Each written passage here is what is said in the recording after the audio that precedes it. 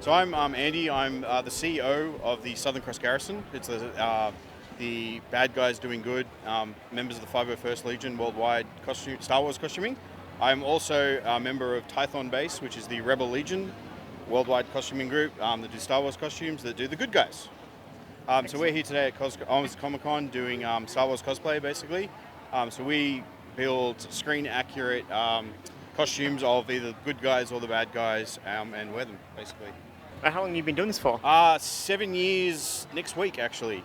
Started off with an Imperial officer, and then got a Stormtrooper suit and wore that for a few years, and then branched out into the good guys and have a couple of Rebel pilot costumes now. Just a whole bunch of fun. Oh, that's cool.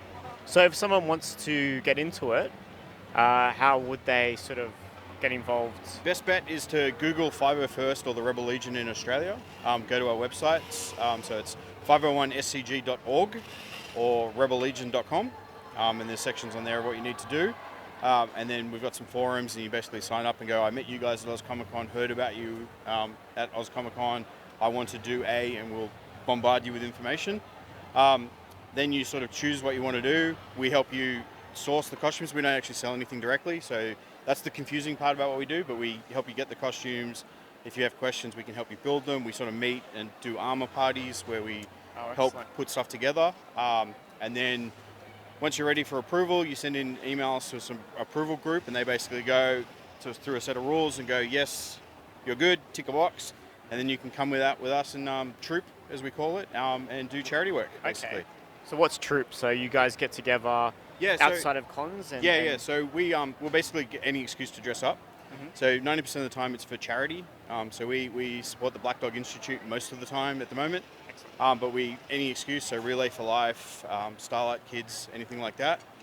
If there's a reason you need Stormtroopers, for instance, that isn't commercial, you basically fill out a form to say we want you at, and we go and say, yeah, we can make it or not. So we do weddings, kids parties, that sort of thing as well. And instead of getting paid, we ask for a charitable donation. We do things like kids flicks events. So that's where needy kids go to the movies and sick kids go to the movies, and we're there as well, which is great. Any excuse really to dress up and we're there for it, really. Excellent. So I'm assuming you're a huge Star Wars fan. Huge Star Wars fan, yes. How long have you been a fan for? As long as I can remember. My parents still talk about me growing out of the fad. Yeah. Which it's not a fad. It's not going to happen. So. No. Why do you have such a strong feeling towards Star Wars? I don't know. That's a great question too. I've always loved Star Wars, and so even when Star Wars wasn't popular, so many years ago when it just wasn't the cool thing to do or watch sort of thing, but I've always loved it. I've always loved the concepts and the good, the bad sort of side of things as well.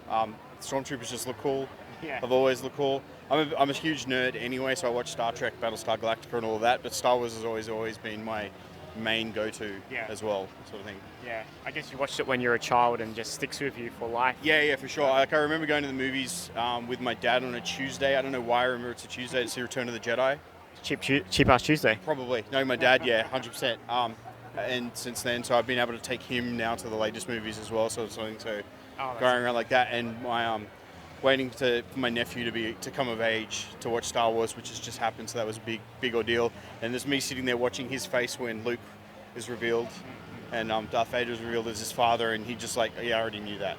Like, ruined. Yeah. I find out without even watching the movies 100%. now. Like, how did you find that out? YouTube. I'm like, okay.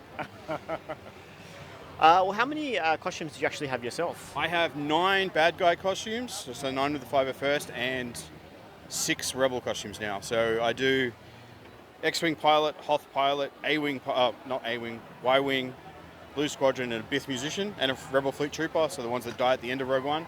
And then Imperial, I have Stormtrooper, 2 officers, Shore Trooper, a TIE pilot, and a couple others as well. So. Excellent. And your favorite out of all those? The Shore Trooper, definitely. It's just comfortable, looks cool. Yeah. I feel myself in it for some reason. It just doesn't fit at the moment because of COVID. Okay. Fair enough. Cool. Well, Disney owns Star Wars now. We all know they bought it. Yep. How do you feel about the direction that Disney are actually taking the franchise?